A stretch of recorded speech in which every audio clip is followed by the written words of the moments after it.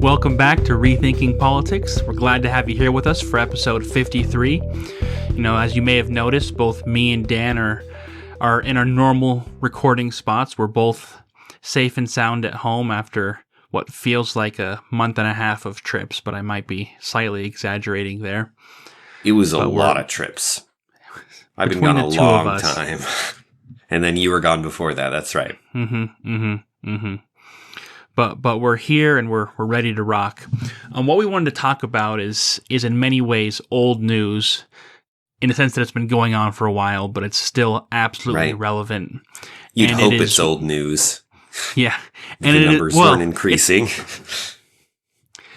And it's what people have been calling the Great Resignation, or the current employment, not even crisis, but celebration, you might call it. The situation is that right now we have record high job openings. It just cleared 10 million job openings in the United States, and a much lower number of than that. I think about 8.7 million people who are unemployed. And so there are more jobs by over 1 million than there are people looking for jobs or potentially looking for jobs.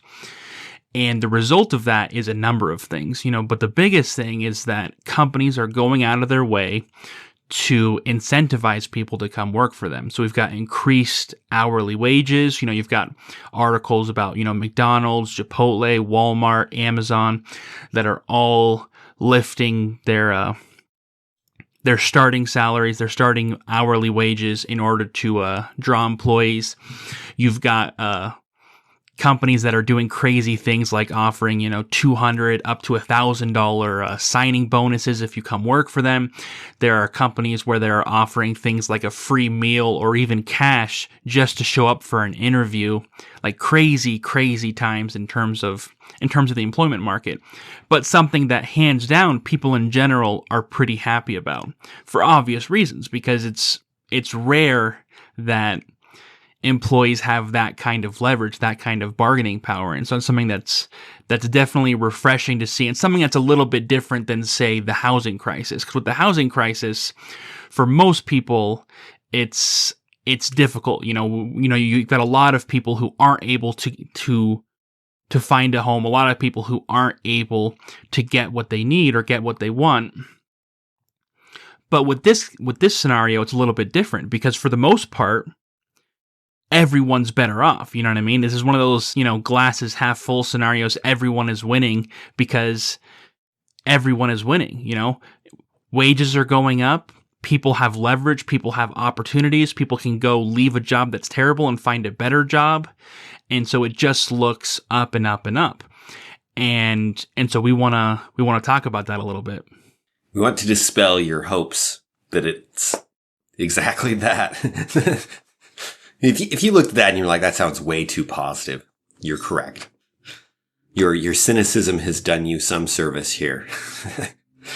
So I'm going to read a clip from a CNN article. I apologize, I'm sick. I'm going to be coughing a little bit and clearing my throat a lot. I also have a cat in my lap. This is from a CNN article. This is an opinion piece written by Jill Filopovic. I'd guess that's how you say it. This is from 2 months ago, back when the numbers... I'm pretty sure it's pronounced Jill. Thank you, Brad. I haven't countered that name before. The Filopovic wasn't a problem. Wasn't the problem, it was the Jill. It's titled "The Real Reason Employers Can't Hire Enough Workers." And I'm going to quote from it a little bit because I think it sets up some fun things. And again, it's from CNN. We really enjoy CNN.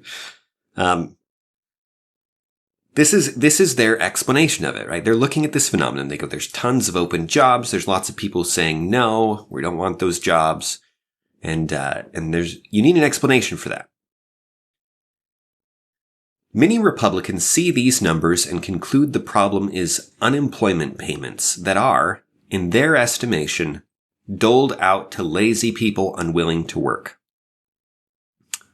We appreciate that, Jill. You've painted half of the argument, right? The Republicans think this.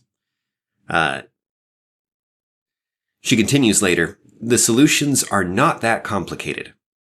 A $15 federal minimum wage is the baseline. Really, we should triple it, it being the minimum wage, and do away with the tipped minimum wage entirely. High-quality universal childcare should be at the top of the government's to-do list to ensure that no parent has to choose between work and their children's care. Next on that list should be paid sick and vacation days, paid parental leave, and laws mandating predictable work schedules. And workplaces simply need to be more humane, with employers and bosses treating their employees like trustworthy adults, not potentially naughty children in need of constant control and hyper-surveillance. Close quote. Now, Dan, before you go full cynical on Jill,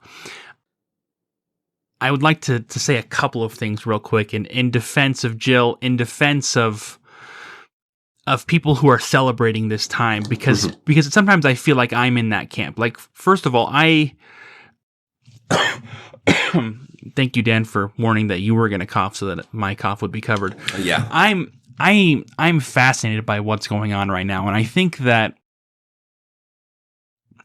there is at least some reason to celebrate, because people are reconsidering their relationship with their employers, their relationship with their employees if they're employers. And there's, we talked about the migrations before, people moving out of the big cities, people wanting to work from home. There are a lot of very real changes that were spurred by COVID and a lot of the related things that are actually good things. Like, there are some good changes that are happening, and I'm glad that people have the opportunity to have leverage, to have the chance to work at a better job. I think all of those things are absolutely good things, unquestionably. Yeah. And so just because we're cynical doesn't mean we're against any of those things, and we don't believe what the Republicans were arguing, that it's just because unemployments are being doled out to lazy people. We think it's much more complicated than that, but we also think it's more complicated than Jill's solution. Okay, now Dan, you go. I appreciate that. No, and you're absolutely right that she's not wrong that some Republicans will look at that and say, we'll look at the situation and they'll go, man, people are so lazy. But the problem with this is not necessarily that the Republicans are right and the Democrats are wrong or anything along those lines. The problem with it is both the way that she's presented the Republicans as thinking as, well, these people just don't want to work, and you need to goad them into working. They're lazy or whatever. They're unwilling to work, as she says it, is an incomplete picture. And then her own picture of, well, actually, if you just paid them a ton of money, you triple the minimum wage, which, we've talked about the minimum wage before. The minimum wage, actually, there are very few people getting paid the minimum wage in reality. Very few people. Now, if you tripled it, you would cover an enormous group of people. That would affect a ton of people. And the child health care, all these things that she's proposing. All of these things would make work more feasible, more rewarding, right? So they're saying her opinion is not that people are lazy, it's that people are not being treated well enough by their employers in one way or another, through payment or through the way they micromanage them and so on. And as Brad was saying, people reconsidering these things, great. Reconsider your relationship with your employer. Try and work out negotiate a better agreement that's more satisfying to both of you. You can have win-win negotiations with an employer, believe it or not. No, and there are a lot of people who are taken advantage of by their employers because they don't examine all their options. And so having a pandemic, having so many disruptions kind of forced people to consider their options, forced people to look at it. I know I was doing some research on this earlier, unrelated to this, and it's interesting because people who tend to make the most amount of money actually change companies multiple times throughout their careers. People who make a lot of money don't work for one company, and the reason is that it tends to be that the company you're working for, even if they see your value, they won't increase how much you're making. And so in order to fully realize your potential in terms of your of how much you're Of worth income. in terms of wages, you have to go work somewhere else. You have to look at your options. And it's something that people, number one, naturally aren't inclined to do because it sucks. And then number two, Right. are trained not to do. People are told what you need to do is you need to find a good company and go work for that company for the rest of your life. And that's what we're trained, we're conditioned, and we're inclined to do. And so you've got a whole slew of people who are taken advantage of by companies, not necessarily because there are a whole bunch of laws that stop them from doing things or because the company has a monopoly, but simply because they're unwilling to look at other options. And as long as you're not willing to look at other options, it's as if the company does have a monopoly. It's as if you are an indentured, servitude because you have no leverage. If you're not willing to leave, you have no leverage. And so by allowing people the option of leaving, you give them leverage, which is something that's happening here, however it happened. Right. There are people who can help train you to negotiate for raises and things like that. And Brad's absolutely right. The primary point has to be that you can say, look, I can get paid this much elsewhere and I will. and you leave that on the table. And if they don't pay you more, you go and you work elsewhere. And obviously there are other considerations like, is this the most important thing? You've got, in life's complicated, right? You're weighing this decision against many other priorities. Maximizing your income isn't always your first choice. But that's also kind of the point here. One of the things that's so interesting about this is how one-sided the economic thinking is of the various articles we read on this subject, trying to figure out why people aren't doing this. Because really, when we think about what we're going to do, how we're going to act in the world, the process is actually quite complicated. We don't perceive the complexity of it because we don't experience it necessarily as conscious thought. A lot of it happens automatically in our head. But the best way to think of the way that you make choices is within your mind, you have a hierarchy of things that you want to do, things that you could do with your time. Now, all of those things are considered on their own merits. For example, if you're hungry, you might be considering the kinds of food you could eat, right? And different foods are going to be valued differently. But you're not just considering the value of the foods, plain and simple. You're considering the value of the foods relative to their cost. Mm-hmm. And relative to how far away they are. Yes. Yeah, exactly. Yes. Cost not just in beyond money, in dollar terms, but in terms inconvenience. Of how long does it take to make? Do I have that in the house already? Do I have to go somewhere to get it, et cetera, et cetera? And then you've got social costs. Does my wife like that? Or will my kids eat that? Or health costs, Health costs, right. Is it good for me? Right. Which at that point the word cost starts to seem incomplete or at least insufficient, right? And that's because, as we've insisted before, economics is not distinct from other human choice. You can't take the economy, what we normally think of as the economy, and set it on one side and say, this is how you think about money and stuff. And then on the other side, take decisions like, am I going to take a nap or am I going to go for a jog? And think of it differently. Mentally, you process them exactly the same. So it's exactly the same process. And whatever value you assign to these, there isn't going to be a number. This isn't you can't measure how good these things are, right? But what you do end up with is which thing is at the top. And that's the thing you do. And you have some idea of where other things are in the list. You might say to yourself, well, if I can't do that, then I would prefer to do this. Mm-hmm. But again, until you actually have to pay the cost, until you actually have to make the decision, everything is tentative.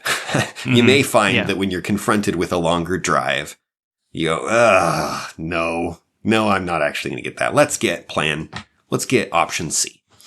And that's the way people think about things. So you're thinking about how good it is within itself. You're comparing that to other items. You're thinking about the costs. You're constantly comparing these with each other, right? So, yeah, let me give you a concrete example. Please, and then we'll apply it. This is easy for me because I do this all the time, especially in regards to food. So after we're done recording this podcast, I'm going to eat some lunch. And so I have my value scales, as it were, or my list of what I want most. And as Dan was saying, that list is only concrete at the very top. I want to get Little Caesars for lunch. I want a pizza, and I want it from Little Caesars. You're going to regret and that. You think I would, but I'm not, Dan. I love Little Caesars. I understand all your concerns. I don't care. But there's a whole slew of reasons why I'm going to do it. Number one, a Little Caesars just opened up. Today's their opening day across the street from my house. So if I die from heart disease in the next year, you know why. And then number two, I haven't eaten pizza in a while. And then I've got a whole nother list of reasons. But for whatever reason, that's at the top of my list.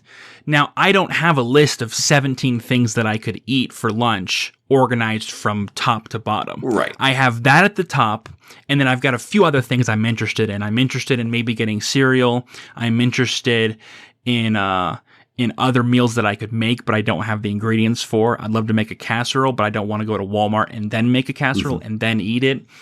And so those are kind of towards the top of my list after Little Caesars, but I don't know exactly where they fall in that line, but I know they're lower than Little Caesars. There's also, I mean, we could multiply factors, but there's also the fact that it's possible Brad wants something else more, but he just hasn't thought of it, right? It just hasn't occurred to you that you could get that. You forgot about a food place or something, or you've got something in your fridge you forgot about, some leftovers that you really liked. That would actually be higher. Before. But right. Leftovers is usually where it is. And all of those, which is not to say that this is a perfect assessment of all of the options. This is just the options he's considering. And obviously it's not a perfect assessment because it's an assessment that I'm making. Right. So it relies subjective. On my ability to analyze what's best for me. And clearly it's flawed because I chose Little Caesars, as Dan was so kind to point out. But it doesn't change the fact that I have assessed it and decided that this is what I want. And this is what I want the most. Yes. Thank you. Thank you. Which brings us to actually thinking about this scenario. So Republicans argue that the unemployment credits, the unemployment benefits, there's no credits here, different political topic. The unemployment benefits, by increasing them, what you're doing is you're incentivizing people not to go to work. And so if I'm someone and I'm considering a job and I don't like the job and I think I should be paid more, I think I should get more benefits, I think all these things, I have an immediate problem, right? The problem is I need money to survive. I need a way to be able to buy food. I need a way to be able to pay rent. I need a way to be able to operate in the world. And generally we do that through money. I could, of course, grow my own crops or whatever. The norm these days is money. How do I get money? Well, if I am going to go home with zero money and starve to death or work at a job I don't like, the choice is really easy for me. I'm going to go to work. I'm going to suck it up. I may hate it. I may be absolutely miserable, but at least for now, it's better than dying. Right? So if those are the two options, and you never just have two options, I'm oversimplifying. But if those are the two options, then working in a job you don't want is the obvious choice most of the time. Mm-hmm. So Republicans arguing that unemployment benefits matter seems pretty clear. If instead of working, I could go home and I can claim unemployment, how much that unemployment is going to be a big factor in whether or not I think going to work is worth it. If the money is below a certain threshold, I might say, no, it's not worth it. And if the money is above a certain threshold, I'm going to say, yes, it is worth it. I'd prefer not to be miserable and to get paid this amount or higher. And I'm going to choose to do that.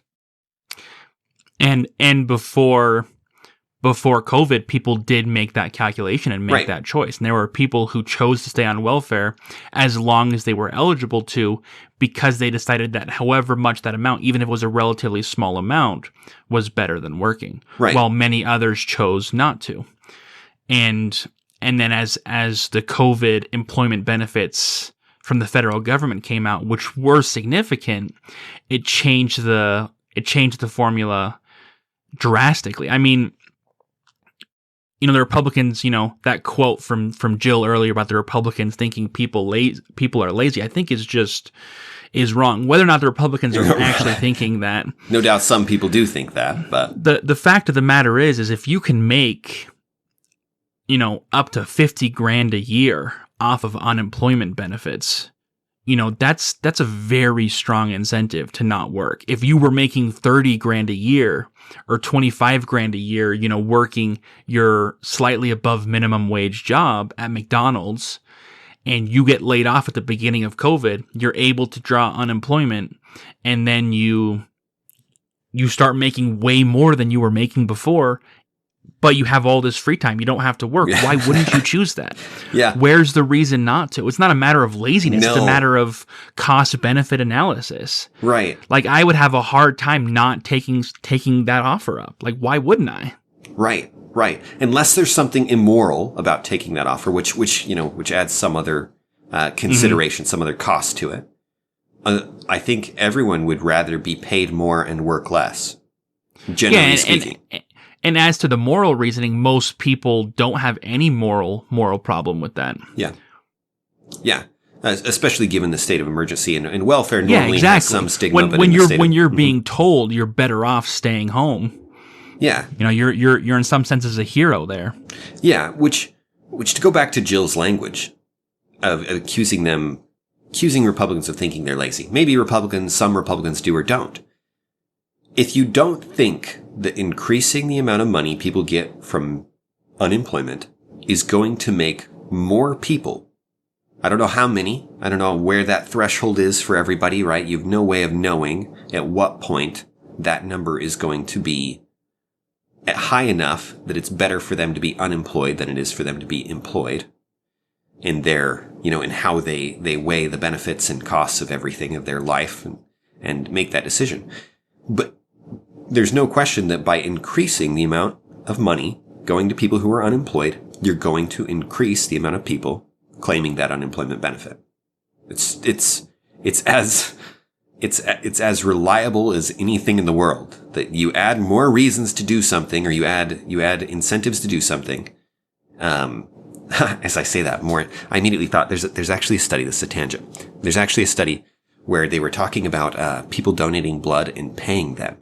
And they started to pay people to donate blood, and they found that they got less people than when they were asking it as a service. But anyway, that's a side story. Sometimes you can change the incentives and add incentives, and it will backfire. This is not one of those times.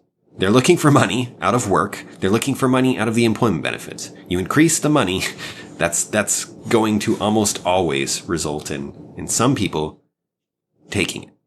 And that's going to increase unemployment, straight up. Now, Dan, I know what Jill's response to our statements would be. And I'll speak for her for a second. Hopefully she doesn't mind. Obviously, people are choosing to work before because they'd rather work than starve, which means that these people are really acting out of desperation, and that these corporations are not explicitly but implicitly threatening their employees with death, that they hold their lives in their hands, and that by having increased unemployment benefits, what you're doing is you're turning the tables in terms of who holds the power, which is why she offers those solutions. She's saying you keep unemployment at a higher rate, which will then require companies to implement the kind of things she's talking about. Yes. A raised minimum wage, having childcare options, having a humane working condition, having paid leave. All of these things are the kinds of things that these companies are already doing because of the turntables. And so that's a fantastic thing and a beautiful thing, and something that should happen, because what was happening before was really just oppression. Right.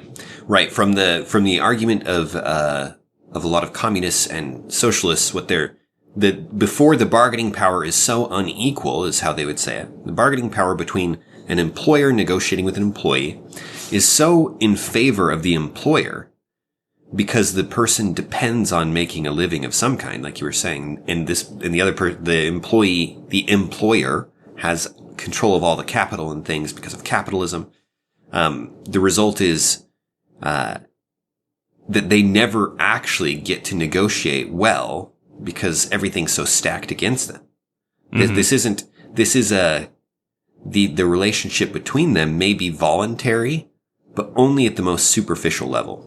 Ultimately, at the basis of it, the system is coercing the worker to seek employment, and they don't have that much power over the negotiation. And by giving them these unemployment benefits, you are actually giving them the freedom to say no. And if they're free to say no, then they can actually begin to negotiate. And of course, there's a few different responses, which is, first of all, they were free to say no before because there were other jobs out there. When you look at especially when you look at lower paying jobs, the lower the pay, the more job opportunities there are. And so, when you are making close to minimum wage and you're working at McDonald's, you can leave McDonald's and work for not just any other fast food place, but you can work for many different industries doing many different things, and often are eligible to make more money or have different, better benefits that people are many times not taking advantage of for a number of reasons, mostly because, like I said before, because they don't know how. They don't have the tools and resources to find those opportunities and to have the negotiation skills to fight for what they're worth. Right. Which is something that I would be more than interested in coming up with support systems that actually help employees fight for what they're worth. I think that's a fantastic endeavor. Yes. But there are technology companies that are investing in means to try and improve that. The ability of businesses to find what they're looking for, and employers to find the right businesses that can actually offer them what they're worth. But really what I think Jill is saying is predicated on an idea. And the idea is that everyone has a right to a good paying job. Everyone has a right to a lot of things. Everyone has a right to she listed them, because these are things she wants the government to do, have a well-paying job, having, universal child care, something that Biden's already talked about, child care is a right, having a boss that treats them like adults instead of supervising their every action, having predictable work schedules, having paid leave. These are all things that are being considered rights more and more often, which means that everyone should be guaranteed them. And it's predicated on this idea. And the idea is that we, in many ways, are no longer living in a world of scarcity, that we're in a post-scarcity world, and that we have so many resources that everyone deserves a piece of the pie. And I just think that's so wrong. And it's wrong because it's not true, because we live in a scarcity world. We live in a world where if we don't create the resources, then we're not going to have those resources. And a great example of that is inflation. So, wages are on the rise right now. I've got an article from Fortune that talks about, and this is very recent, talks about the fact that talking about all these same issues, how companies are working hard to lure employees, they're doing different benefits, different things, and as well, median wage growth has increased because of that. But then they talk about the fact that sorry, I don't know what's happening to my voice. But I talk about the fact that just by association. Just virtually, yeah, this is dangerous. I'm going to quote from them here. Inflation is another complicating factor that's limiting the benefits of pay raises. Consumer prices surged 5.4% in June from a year ago, the fastest pace since 2008. According to a Peterson Institute study, inflation-adjusted compensation for all civilian workers is now lower than it was in December 2019. And I thought this was nuts. In fact, I went and verified on the government site to see if the consumer price index was actually saying that, or if they were getting it from somewhere else. And sure enough, that is the official CPI for June. It's 5.4%. In other words, things cost 5.4% more than they did a year ago. So unless you've gotten more than a 5.4% increase in pay in the last year, then you actually have less now than you did a year ago. And this doesn't even factor in the fact that that the government has always been selective in how they've covered inflation. Yeah. And so often that number is higher than what they say it is.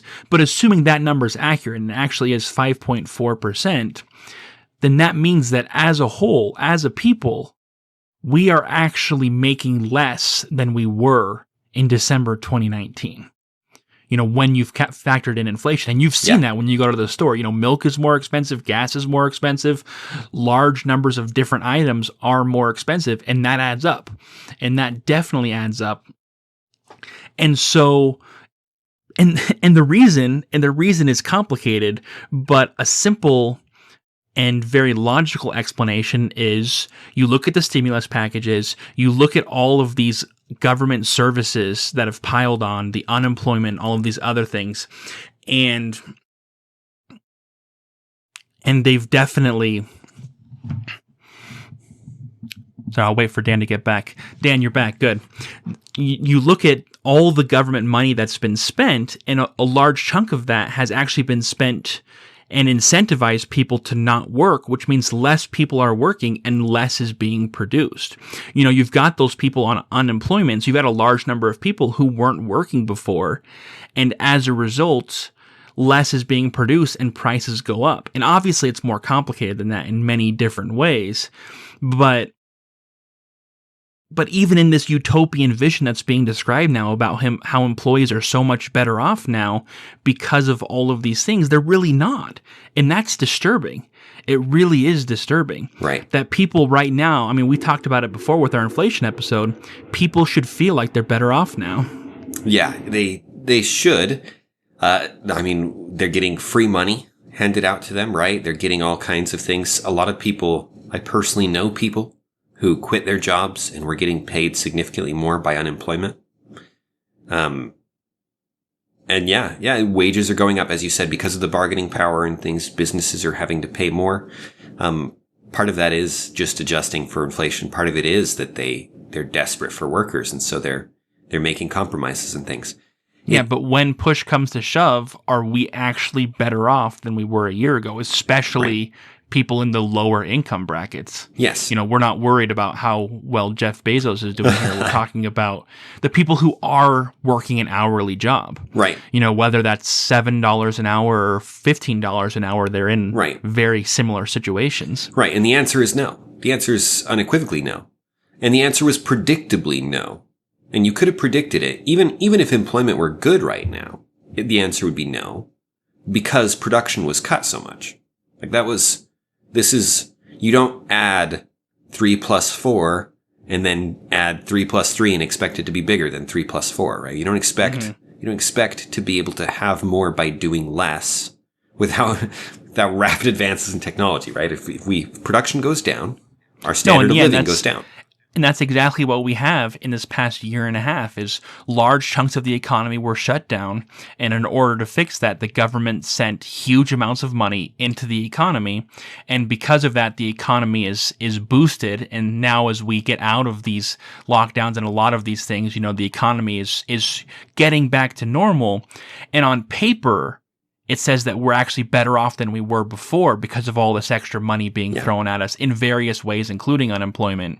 But in reality, when you have the country shut down for a period of time and then you have a portion of the country still on unemployment who aren't producing, there are going to be consequences for that. Right. It's just inevitable. Right. It's strange that, I don't think anything we've said here is even complicated. Perhaps getting into the nitty-gritty of a scale of values and the way that human action works is something that isn't common knowledge. But if you thought about it for a second, you said, we're making less stuff. I predict that we will have less stuff. We're producing less stuff. We're going to be able to consume less stuff. There's nothing complicated there. I wanted to clarify one thing in relation to that. There are times where you produce more as a country in terms of raw GDP, but you have less stuff. World War II is an excellent example.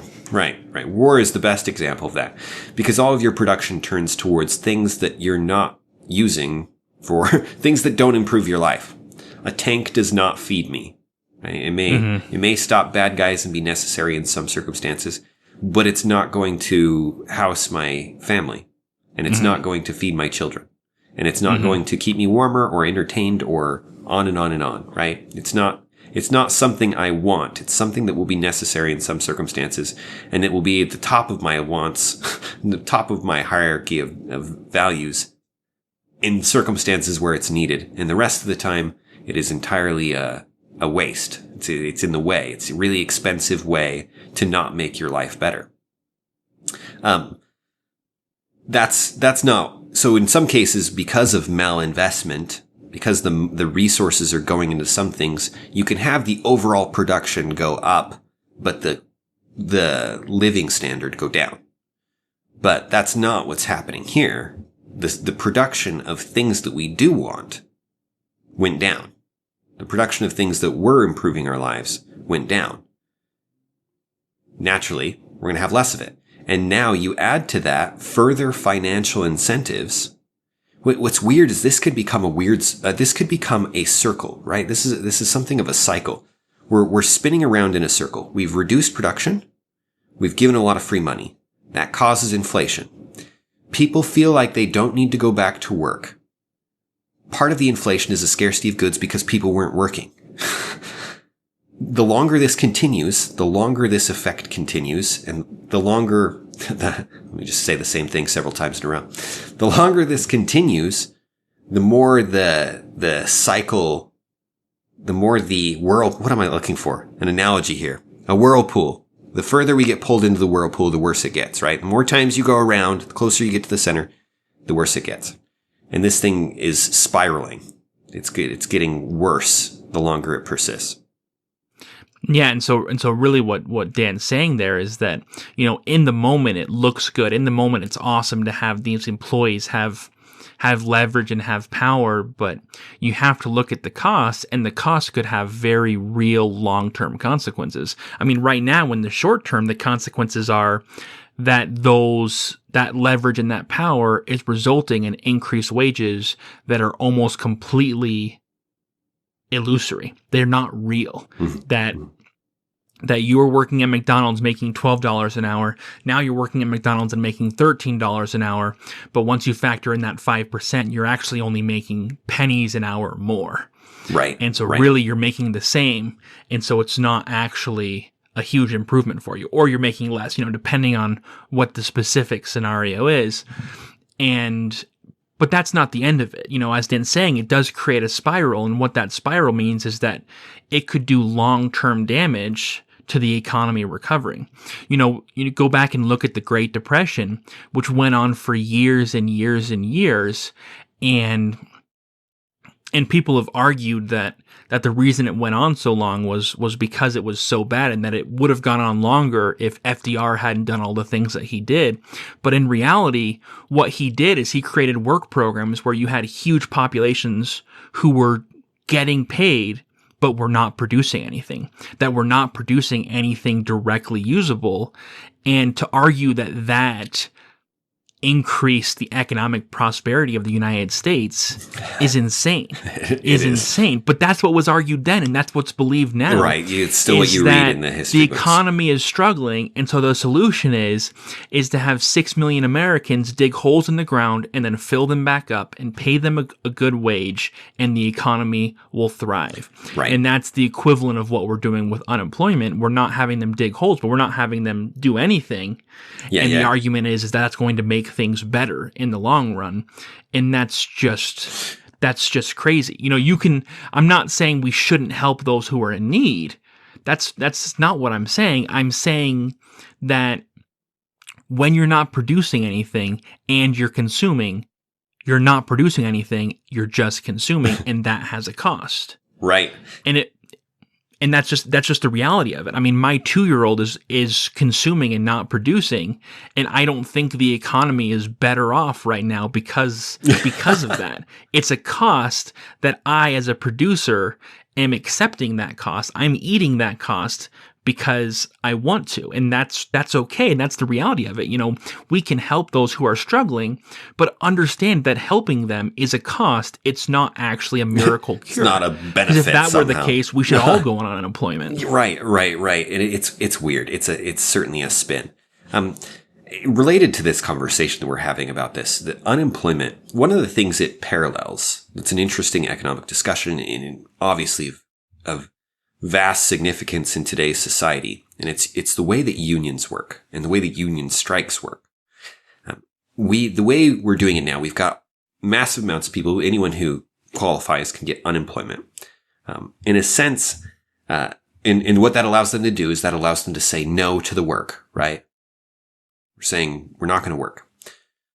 One of the things that unions were big for, especially originally, was that you'd pay them a portion of your money and they would set aside a savings of some kind that then once it was time to go on strike or necessary to go on strike, the union would draw from that savings and it would pay each person a wage out of it. Now, I think generally it was less than what you were getting paid while you were working for obvious reasons. But it was something, and it was enough to get by on, and it helped you through the strike. And the idea was... Yeah, and I'm sure that varied union to union. Yes. Obviously, they've got control over that, and what was acceptable depends. And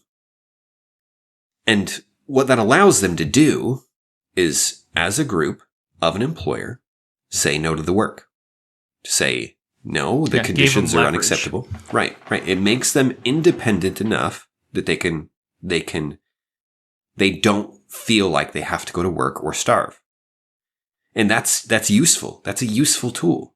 People should do that. People should set aside money. People should try to get to a position as rapidly as possible where they can put themselves in a position where they don't have to work so badly that they can't find more opportunities and that they can't move to a better opportunity and they can't negotiate and be able to tell your boss, I'm not doing that for those wages. Or something along those lines. That's good. You should do that. I think that's great. The unions obviously would cross the lines a lot of times when they would do things like, well, other people want to work for those wages and they'd pull in workers from other places. And anyway, there's a lot more that could be said about that. But in effect, that's the kind of bargaining power that one of the big ways that unions gave them bargaining power. It allowed them to unite and it allowed them to do things like that. And again, that can be very good in the right circumstances. As a society, and would we say that it's good for them not to be working? Well, not in the short run, certainly not during the time, maybe in the long run, maybe for them in the long run. But this is, you don't want a bunch of people on unemployment. It's just generally not a good idea. And the financial incentives matter. They're the thing that matters the most. Any other thoughts on that? There was one other topic we wanted to kind of jump into on this that touches on this. Well, I want to build on that human rights idea I mentioned earlier because my rebuttal is that first of all, we don't live in a scarcity. Yes, we don't live in a post-scarcity world. We have this illusion of it. We go to Walmart and there's abundance, right? We look at the people, we look at the wealthy people, and we look at the size of their houses. We look at the feasts they can hold, the lavish parties, these things. All of this gives you a very real sense that the problem is not that we don't have enough. The problem is that we're not sharing it properly. And if we just shared it properly, is the problem. Yes. Because the idea is that Walmart has all that food. And so if that's true, Dan, if we're distributing it improperly, what it means is that either, number one, the rich have huge supplies, huge pantries just full of peanut butter that they can't even eat because it's too much, or they spend money on the super expensive peanut butter, which takes 3 times as much energy to produce, and therefore is the equivalent of 3 times as much peanut butter that would have gone somewhere else. Yeah. They just need to make some compromises in their lifestyle. Or that Walmart is actually throwing away huge swaths of inventory because they're not able to sell it. Like Amazon. Like to talk about like Subway throws away their bread at the end of the night and that could go to people who need it, as an example that's commonly given. Yeah. But the idea is that there's all this waste because our main goal is capitalism and greed and all of these things. Yeah. And that because of that, all these resources are being thrown away. When that argument is so far from the truth, in reality, Walmart is one of the most efficient companies out there. They actually they actually were one of the first to have a complicated inventory tracking system so that every single time you purchased something, it was checked electronically on a list so that they knew exactly how much to order when they reordered and exactly how quickly they needed to, so that there was always that product on the shelf, but never too much.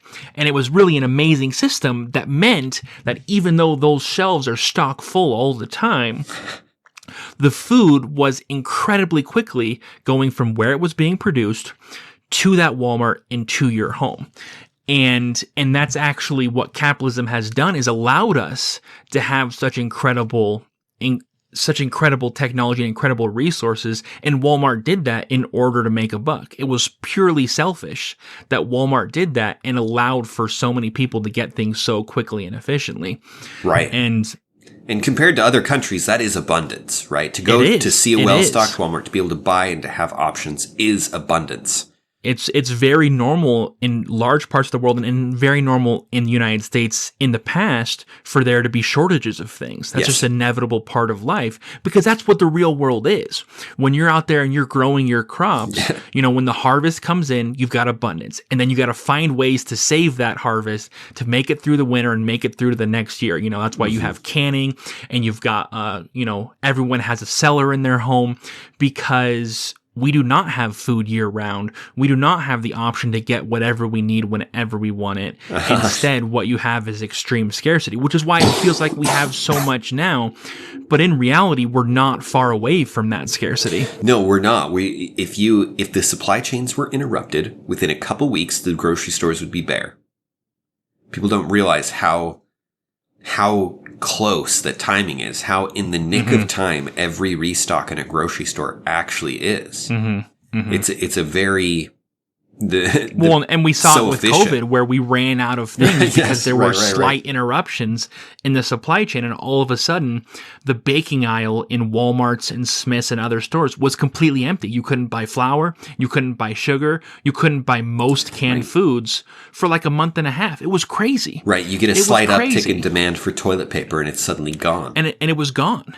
Yeah, I mean, the argument that we don't live in a scarcity world is simply flawed.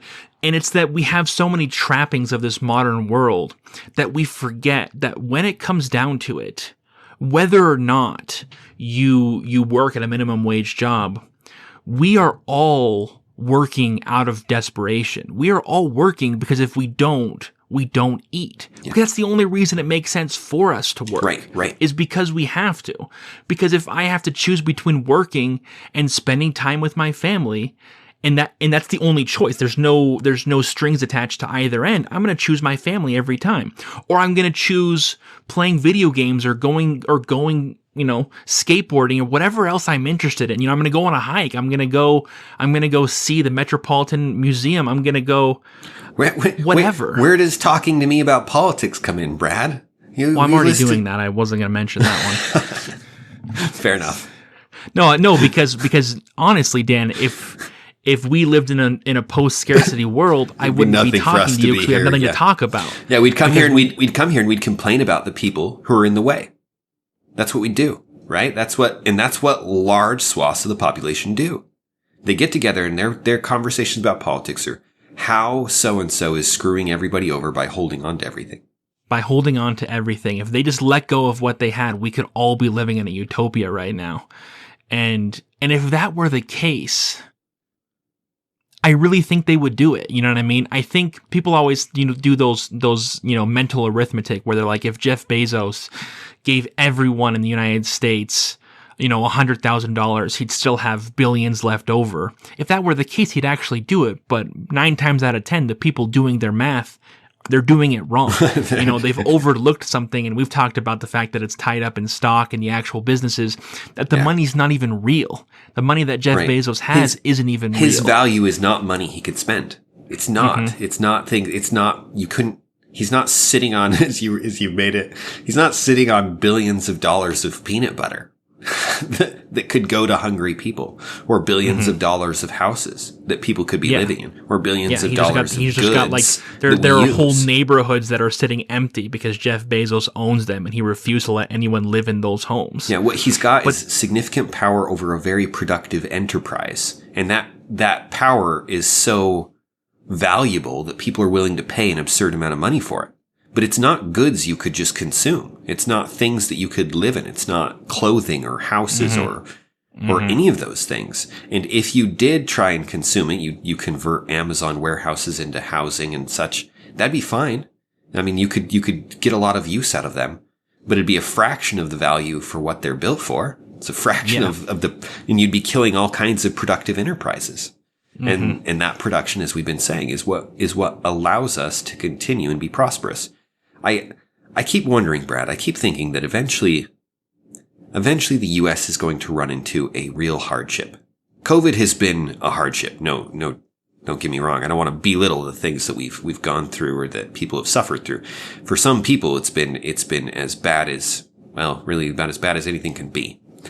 They've lost family members, they've lost jobs, they've lost all kinds of things. But I mean something that would disrupt. Surprisingly mild. Yeah, it could have been a whole lot worse. It could have been a whole lot worse. You compare it even to. I don't know. I mean, it could have been a whole lot worse. Right. We're going to run into something that will seriously cripple our productive capacities. Something that really ends just for a couple weeks. Even something that killed electricity in the United States for a couple weeks would really, I think, wake people up to how close we are to being destroyed by Mother Nature at any given moment. Like how for all of our technology and for all of our knowledge and for all of our prosperity, we are not that far. Like you said, we are ultimately working to avoid starving. And it's not that far away. That's not a joke, and that's slightly hyperbolic, but only slightly. Right? It's very close. Yeah, that when it comes down to it, it's still man versus nature. It is. And we're wise not to forget that. And which is why, and it's worth bringing up, because when you act as if we're in a post-scarcity world, then your whole goal is to divide up these resources we have. Yeah. And the problem with that is that you forget about how those resources are being made. And if you forget about how those resources are being made, it's very easy for you to accidentally interrupt those processes. Yeah. Just like we're seeing right now with unemployment benefits has an effect. It has an effect that interrupts those processes, just like the lockdowns have had an effect, just like the stimuluses have had an effect, that have all resulted in the fact that we have super high inflation right now that could continue for a while, that we have a housing crisis that is resulting in people not being able to live in homes. We've got, the eviction moratorium where people are able to stay in homes without paying a dime, and that has negative consequences as well. Right. All of these things take their toll, and you need to look at them because we don't live in a post-scarcity world.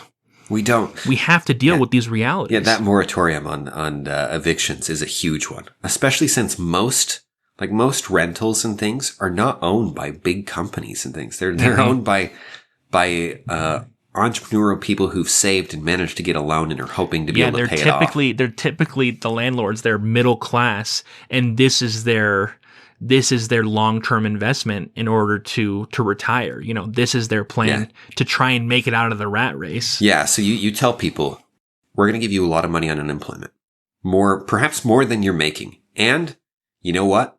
Don't worry about the rent. Yeah. You can give your landlord that capitalist landlord of yours the middle finger. Mm-hmm. And who knows how long that'll be, right?